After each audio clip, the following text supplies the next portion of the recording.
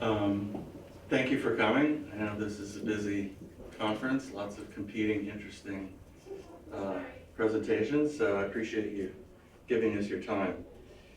My name is Tim Strawn. I'm the Executive Director of Collection Strategy at Cal Poly in San Luis Obispo.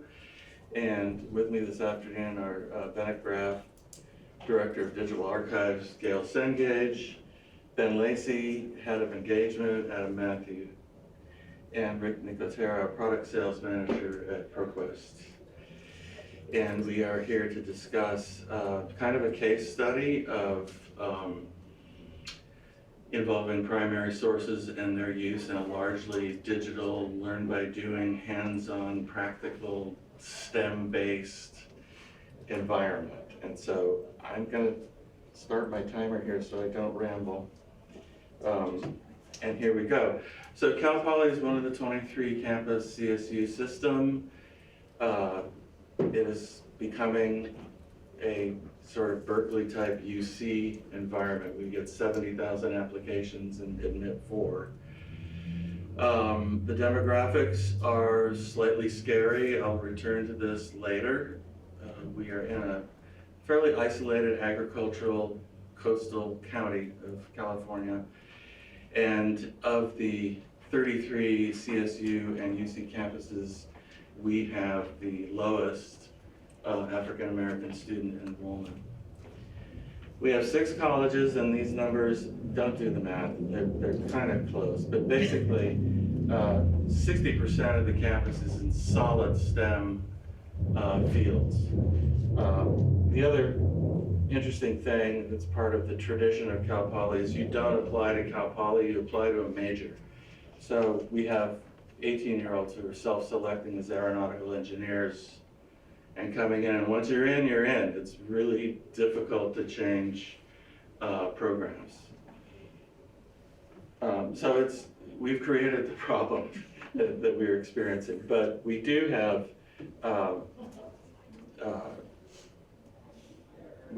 campus imperatives that I'll get to in a second. So the basis of this talk came through our experience with COVID. We were well prepared for that because 98% of our resources are electronic.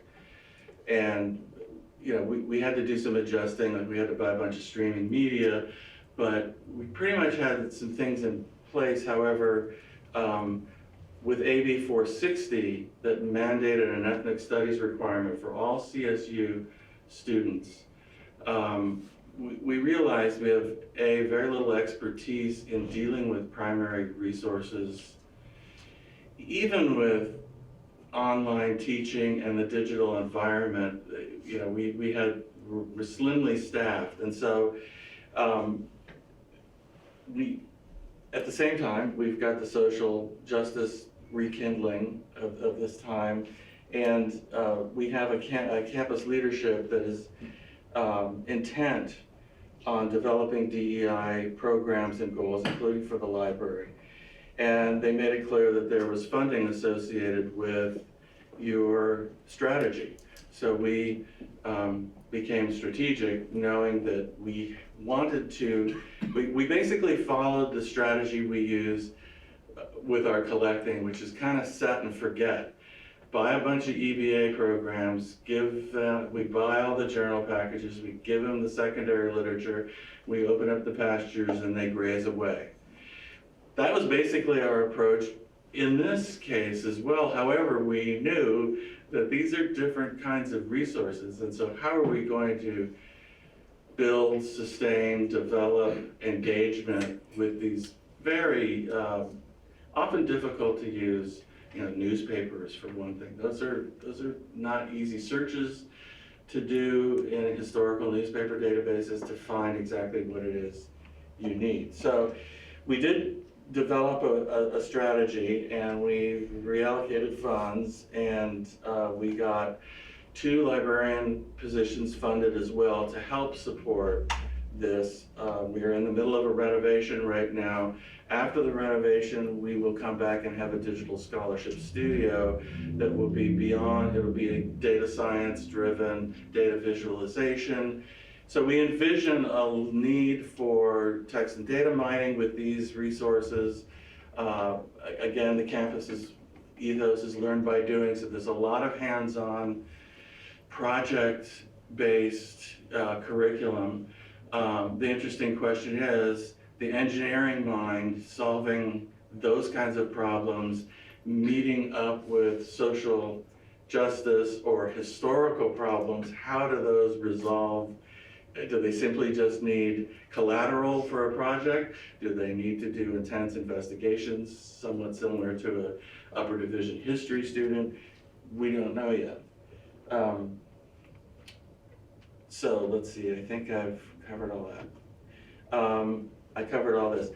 The Ithaca perceptions at Cal Poly, we've run that, the faculty perceptions of the library role a number of times locally, and it's 99% at Cal Poly, we're the provisioner. They don't really want us in teaching classes. There's not a lot of that. There's some, but in the STEM, in the STEM side. They see us as, we want tomorrow's science journal today, just buy the stuff and let us go. So that's kind of our approach even here, as I said, but these are different kinds of resources for sure. The essence of the strategy was to first provision resources that gave voice to oppressed, neglected, marginalized communities. We have enough secondary literature, but we wanted things like, one of our first purchases was the newspapers produced by the incarcerated Japanese Americans during World War II. So that's where we started. It got bigger after that. But I think what I want to do is, yeah, so I say set and forget, that's what we did, but you know, we're gonna monitor this closely, because we need to build library capacity to help, to support teaching faculty to engage with these kinds of resources. And then I mentioned before that there's the interdisciplinarity company. There's a number of new majors in development are already on the ground. Liberal arts and engineering was started 12 years ago, and there are hardly any takers. Now it's full of kids in communications and computer engineering, anthropology, mechanical engineering, agricultural engineering, and Spanish. You know, so we see a lot of opportunity for engagement in those areas. And now I'm going to turn it over to Bennett, and my colleagues are much more, I can see them right on time. They're much more expert in this than I, so thank you. Go ahead, Sam.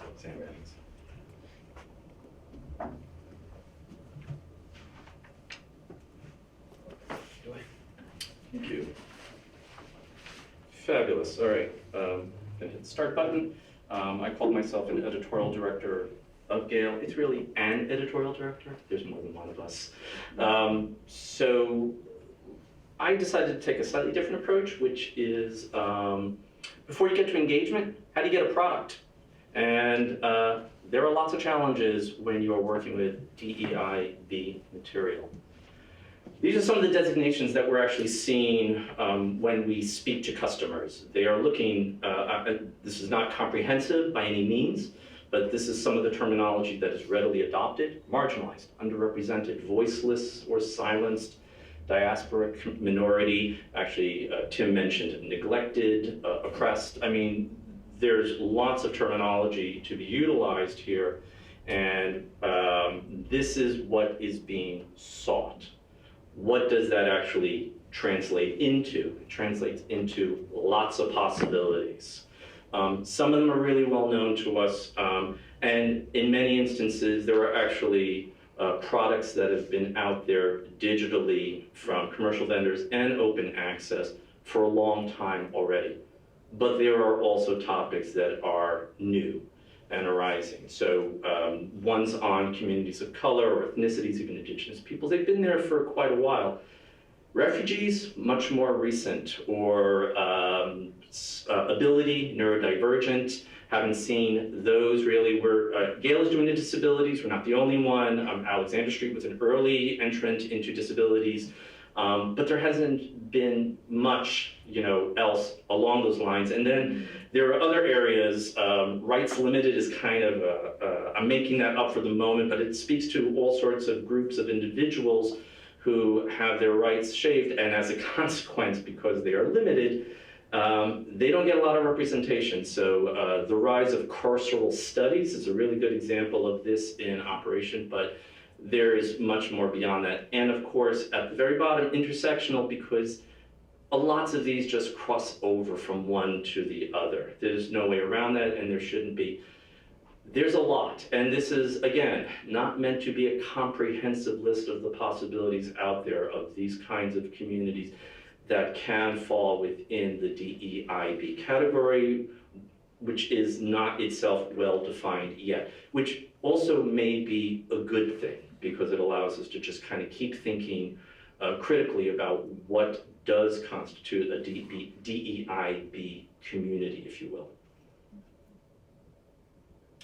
So I wanted to talk about building product right at the leading edge. And these are some of the traditional challenges you have, whether the product is DEIB or not oriented. We could be talking about a traditional newspaper product. And some of these are pretty, I use lots of very shortened terms. Each of these could be its own presentation. I swear I know too much about all of these, believe it or not. And they can be remarkably interesting in and of themselves, but many of them will be familiar, and they are not just restricted to the commercial providers. These often affect just as well the funding agencies that are getting behind open access projects as well. And any of these has unique stories that anyone who builds products of this sort has encountered, but because we only have so much time, I'm not going to relay them. But please feel free to come after me afterwards if you'd like to hear some of the more unusual ones. These are just the traditional challenges that you see when a commercial provider is actually trying to work with a source partner in order to make the material available digitally. And if it's a commercial provider, behind a paywall, and if it is a funder in an open access setting. But with DEIB, there come additional challenges. I literally basically just combed my memory for everything that I've encountered and various things that my colleagues have encountered. Some of them are immediately understandable. Community access is a major issue with all sorts of related issues under that. Cultural sensitivity, I use sacred knowledge as an example of that kind of thing.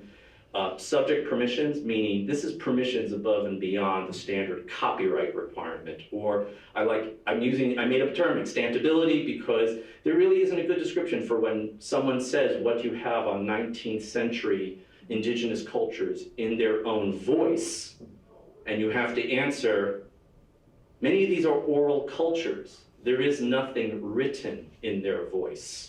And maybe sometimes you can get to anthropological recordings, although those will actually be modern anyway, and hopefully, and not even clear that they are going to be true.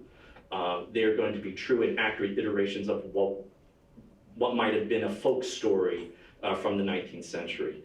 But then there's all sorts of other things that just kind of emerge. Actually, community division is actually one of the more interesting ones, because some of us are aware of some of the issues of community, kind of a community permission.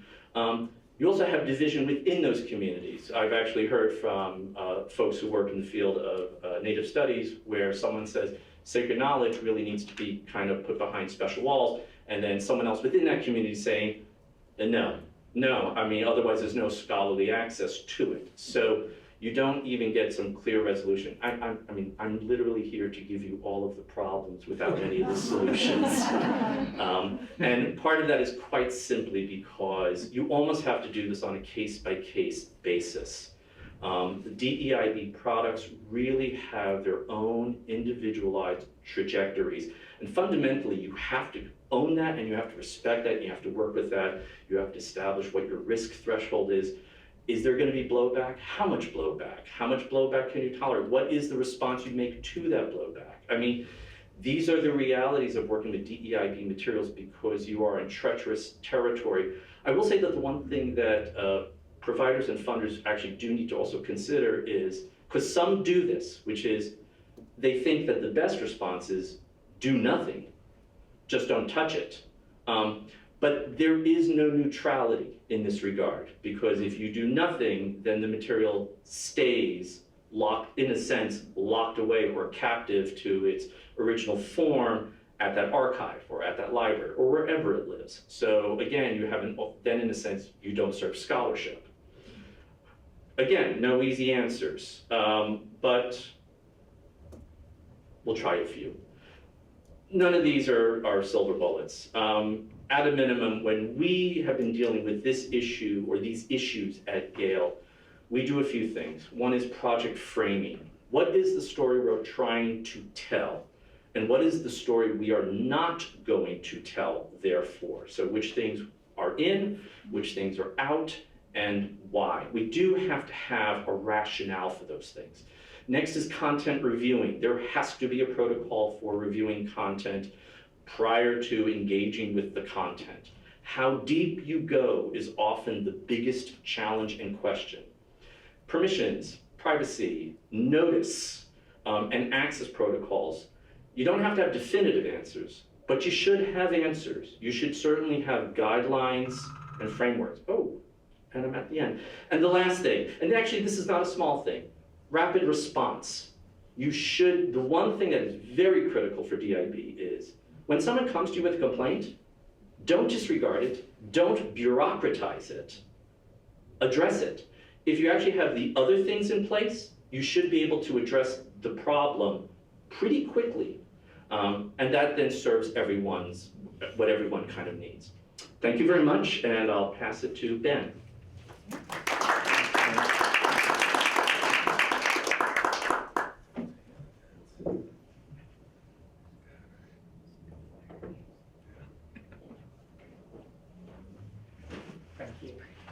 Thanks everyone for your time today, and thank you to Tim for setting this up, the invite. I'm also indebted to my colleagues Claire Mentz in the editorial team and Dr. Laura Blondell, who works with me in engagement. Some of the examples we're going to be talking about actually come from them, so thank you for their work on this.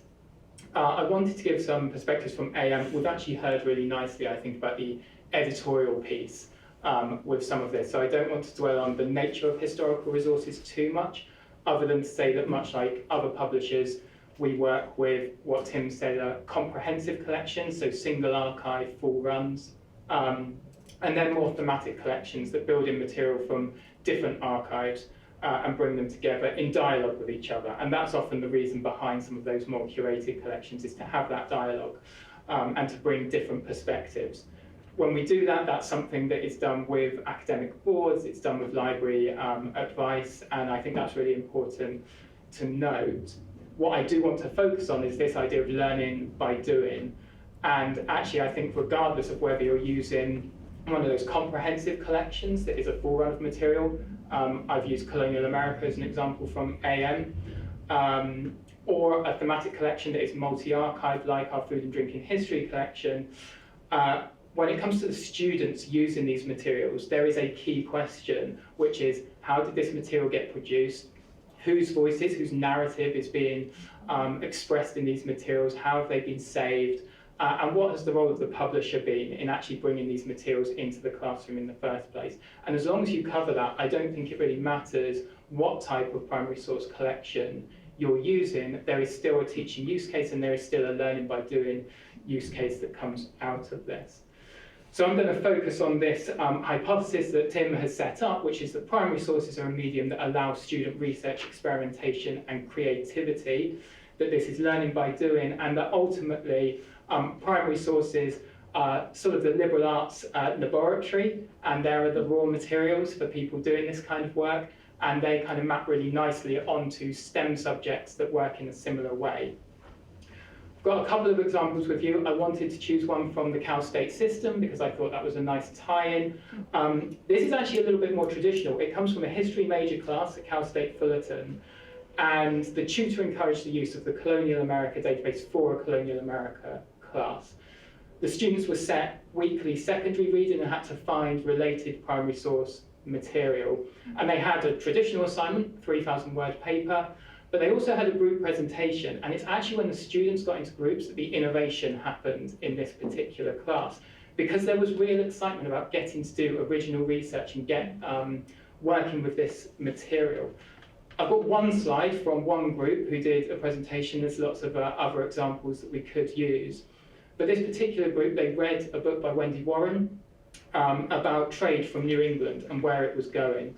And they used shipping list returns from the Colonial America collection to look at, okay, where were ships from Massachusetts going? What were they taking? And actually the argument that this group put forward is that traditionally there has been a habit of historians of New England trying to distance New England from the slave trade, trying to distance New England from involvement in slavery, when actually a huge amount of their success and their exports were going to the Caribbean colonies, were being used as raw materials for building materials in particular on plantations. And yeah, the students really liked being able to kind of look at this and see this for themselves. And the student success outcomes were really good. So the tutor was impressed. They did well not just in class, but these students, this cohort, scored higher than average and higher than their peers on their final dissertations. They had a set of critical thinking and statistical presentation skills that they could then take into job applications. And the students actually agreed. I think sometimes it's underrated, but like they found the class more interesting. They found this fun to do, and that actually keeps them more engaged as well. Okay, so that's a traditional class. What about something that is more interdisciplinary, that is more about innovation? Because we do actually have examples of STEM students using collections in a similar way. I've actually chosen something that's a little bit more interdisciplinary from UNC Chapel Hill. It's a first year undergraduate class, so it's open to many more people than the history majors who were working with colonial America. And they were using food and drink and history alongside other physical and digitized resources. We see this a lot. Students want to be using their own special collections alongside things that have been digitized online. And in this case, my colleague Laura actually joined the class to introduce the collection rather than the tutor doing it. And the tutor went very innovative with their final assignment. They worked with their library team, they worked with their digital team in-house, and they worked with Laura to set the students the task of building what they called a digital museum, effectively asking the students, build a website, showcase your work on this website, and using the kind of food history as the jumping off point, because it says a lot about society and culture, there's the historical nature of the material, but when it comes to production, trade and consumption, marketing of food, there's a real opportunity to bring in business, economics, and science subjects as well. So it kind of kept quite a diverse cohort engaged. And it also meant that there was an opportunity to ask these questions. So I said the questions that need to be asked include like, where is this material coming from? What is the role of the publisher? And in fact, as a first step in her workshop, Laura used the content relating to African cuisine to ask the students to think about where have these materials been produced, why have they been archived where they are, who's done that archiving, who's digitized them, why have they made those decisions, and what does that mean about the voices you can find, the perspectives you can find, and the questions you need to ask to get there. And the students really responded well to this. This is just some examples of the online exhibitions, the digital museums that they created. But I think they were really taken by the idea of you can find a diversity of voices, but you have to work for it. You can't just assume that what you're seeing is this kind of perfect example of what the past was really like or the current day is really like. But it got them thinking about it, and it really kind of drew the students into some of these diverse topics, which was really good. You can actually go online. All of this work that they did is open access. I was actually thinking I'll put the links in the app so that people can kind of go and look at these for themselves. Because the website they built is absolutely fantastic. They developed skills in information literacy and being able to understand where resources they have found online come from, how to interrogate resources that they find online. They also developed digital literacy skills by building and presenting their content online. So this was an assignment that developed lots of different areas. And I think the innovative assignment kind of used the students' creativity to improve their overall outcomes. So yeah, I just wanted to share those examples to show how primary sources really can be this kind of laboratory for students across multiple disciplines.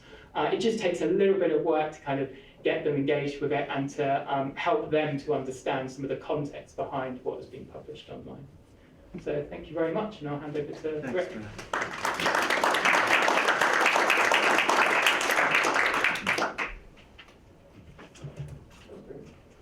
Oh. Hi, my name is Rick Nicotera with ProQuest, and I want to thank Tim for inviting us up here.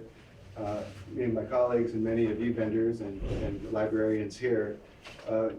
As you can see, we're all working as a team with similar objectives to disseminate these archives to a wider population. And I'm a little bit more of a sales orientation. I have my own territory in the Southwest. I work with the primary source collections and content alongside account managers. And I glommed onto three things that Tim had mentioned in his run-up to the session with us. First, of course, is the mandate to complete ethnic studies across the curriculum.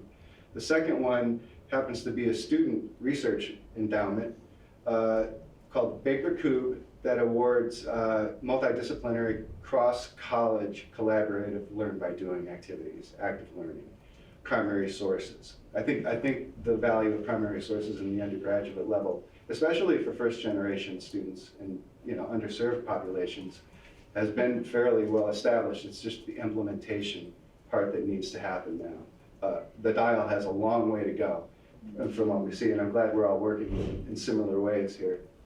And then finally is the student and faculty engagement. That's crucial. And I'm going to talk a little bit based on my experience, not only 10 years with ProQuest, but 15 years before that, I was calling on departments and faculty selling course materials, online course materials. And there was one crucial element that was key to getting those course materials used and students actually doing it. And I'll get to that at the end. Anybody know what that is? Getting it assigned in class.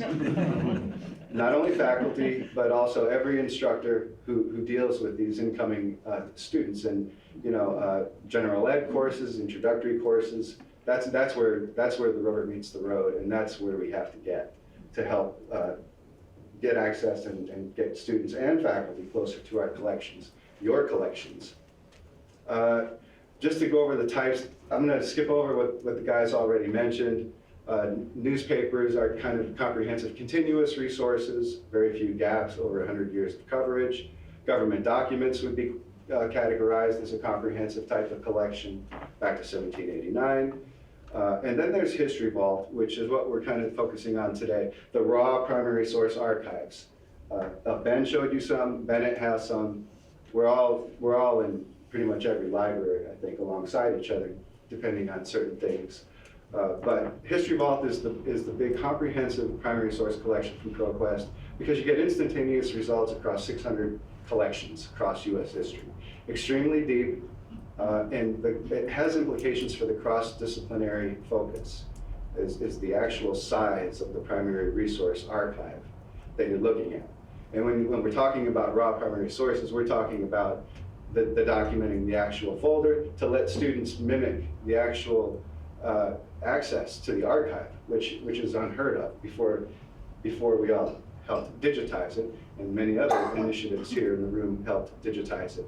It's all for the betterment. Any kind of documents can be in these types of primary sources, of course, because whatever got filed, we put in there. These are continuous and comprehensive in the sense that they're not curated. Beyond obviously creating the product, we don't go in and omit part of a series or a collection. It's unedited at that level. So that has importance for long-term research value. Ben and I picked the same school, Cal State Fullerton in Southern California. We created these presentations independently. But what applies to one applies to all primary sources. They noticed implications for equitable pedagogy, closing the equity gap with the students. This is a minority-majority institution, and they made a conscious decision to institute primary sources in their general education courses in the School of Humanities and Social Sciences. And that required a little bit of course design, but one feature in the theme of getting it assigned in class is something that Dr. Susie Wu came up with at Fullerton called the Primary Source Analysis Worksheet. It's very open-ended. It lets students do a project. It goes to interpretation, finding the document, analyzing it, and giving the students subjective thoughts and letting the student act as a detective. Then there's the research direction that we all put on our websites to try to help students find their way through these primary source archives. A lot of research direction, timelines, and things like that. This contrasts with the Alexander Street and curated collections, which play a very important role because those collections from diverse populations are often smaller. And they do benefit from some augmentation and rounding out with native books or periodicals and videos, in addition to the government reports and the primary source archives. So products like this are curated, but they do allow for comparative studies and give students a one place, one interface assignment. They're assignment based. We also have resource guides. This is all to help close the gap between what the library has and what's going on in the departments. But it requires activities that you might want to make a part of your vendor meetings. We know not to sell products you don't have. We really have a vested interest in getting the products that you already acquired from us used by the people on campus who should know about it.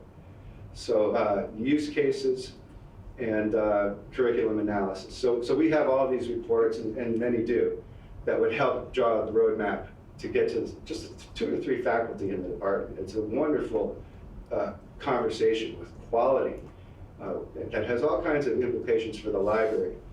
But before I go on to the closing slide, which is pretty rapid, I did want to read 2 quotes from History Vault users, comprehensive primary source archive users, large archives, raw primary sources. One is from a student at Cal State Fullerton. I found the original documents fascinating and made me want to continue looking into this beyond the 50 pages I downloaded. It's great to have access to this and use it as a learning resource. That's the general ed student. The course at Cal State Fullerton was Asian literature, and they utilized a product called Asian American Drama and Vietnam War and American Foreign Policy from History Vault. And the other class was Immigration Studies. And of course we have an INS module. At the higher end of the spectrum, we have an author of a book doing research in History Vault, Evan Falconberry at Cal SUNY, Cortland. And his take was, he found the historian's magic bullet. The documents chronicled the exact evolution of thinking that I had been painstakingly trying to explain. This regards the Voter Education Project book that he wrote. Without History Vault, I would never have discovered a link in the chain of events back to a meeting well before the Voter Education Project that involved Martin Luther King and the SCLC. So that's how important it is to gauge the size, I think, of the primary source archives when you're talking about cross-disciplinary research and unexpected discoveries and long-term research value. My textbook rep days. This is a page from the past. I do talk to faculty on campus. I'll go through and usually have appointments with 2 or 3. Not marketing or selling, I promise. It's just to hear about their research and make sure they're aware of the resources that the library has. It's crucial to us.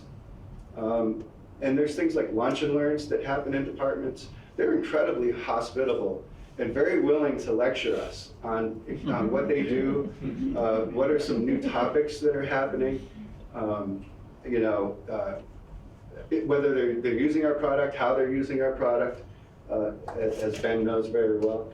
And I just wanted to say that it has to be strategically located. In my experience, faculty rarely travel off the beaten path on campus because they have teaching and research and lunch. And to get them out of their native habitat is a little difficult. And I think maybe we can work together. We can serve a role with you, getting that gap closed and getting some good qualitative information from award-winning researchers, teachers of the year, things like that in the departments. Let's see, I think that's all I have, and thank you for your attention.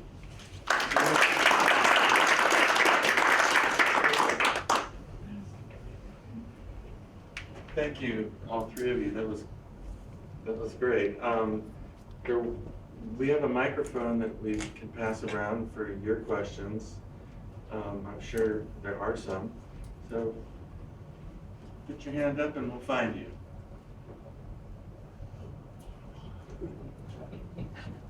No? Jeff has a question.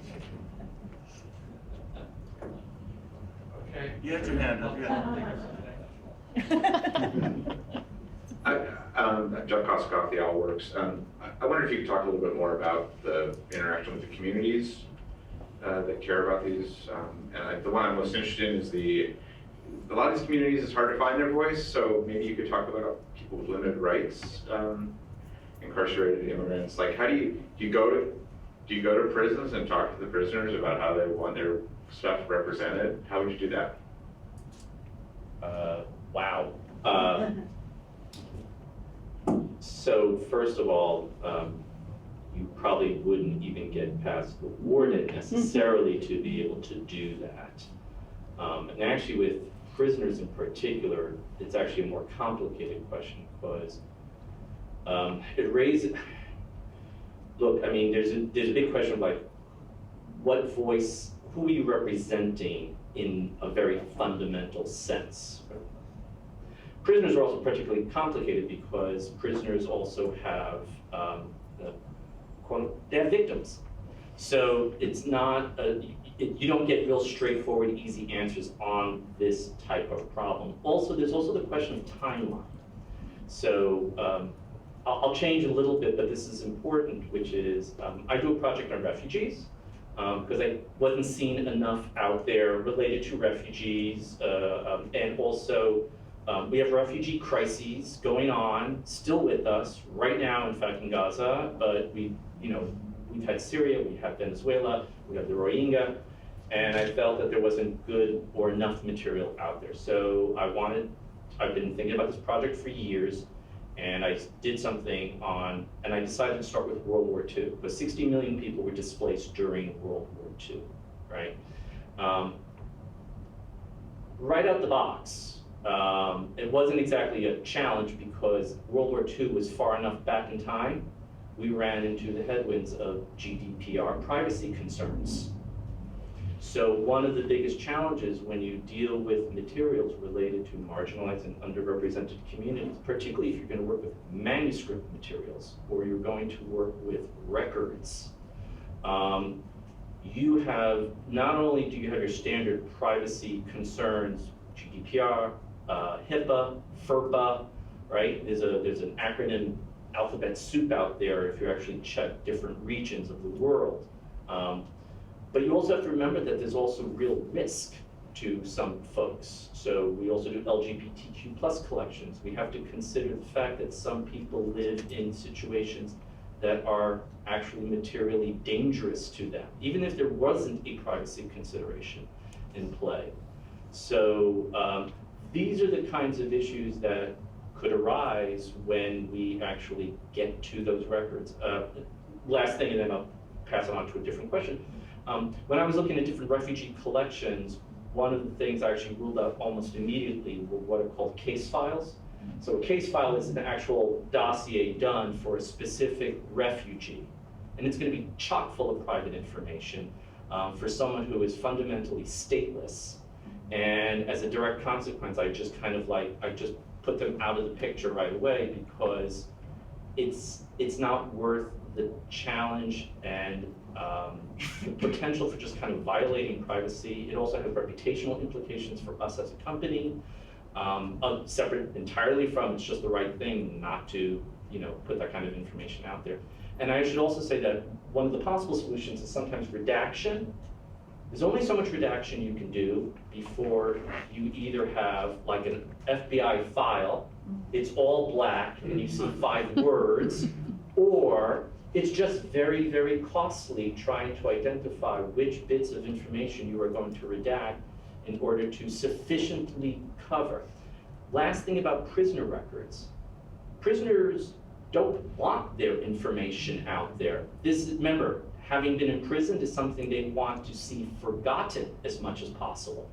So again, like I said, each case is individual, and you have to kind of start figuring out what are the contours of the issues that you're beginning to encounter with each individual collection as you engage.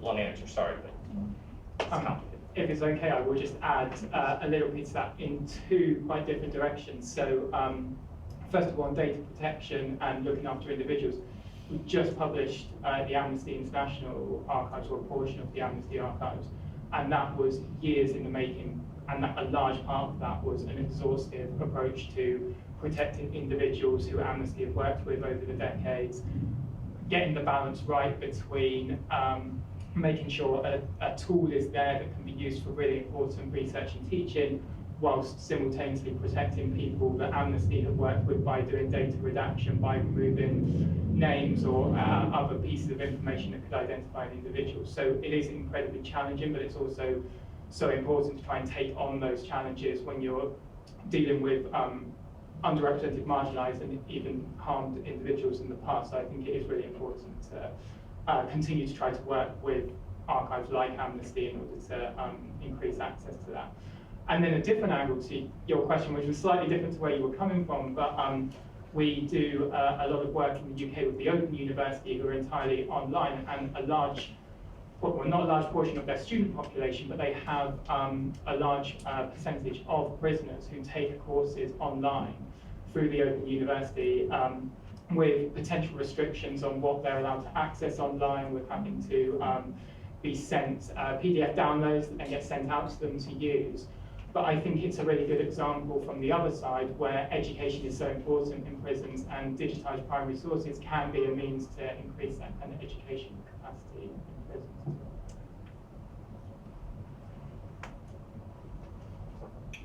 I guess I'll just quickly add that privacy and exploitation are going to be constant concerns, I think. We do have a prison mass incarceration module from Alexander Street. You'd have to evaluate the collections that are included, but we do augment with other kinds of resources like pre-cleared video rights and things like that, and other local content. But the obstacles are real, especially with the current people who are alive. And I'll add one more. Yeah.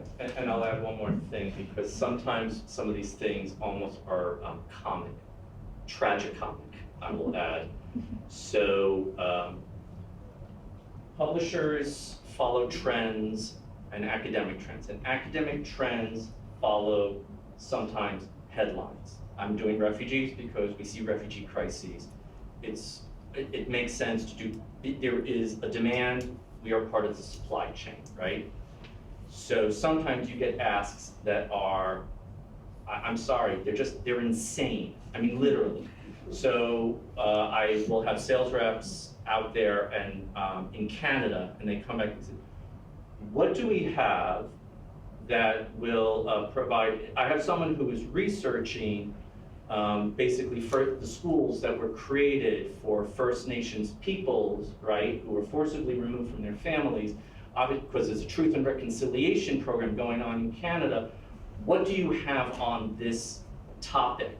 And I'm like, let me count the ways in which we can't touch this material, right? I mean, there are serious privacy issues here. There are serious shame components.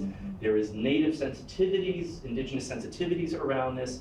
I mean, other than newspaper reporting, it's almost untouchable, and with good reason. So, you know, thank you for asking.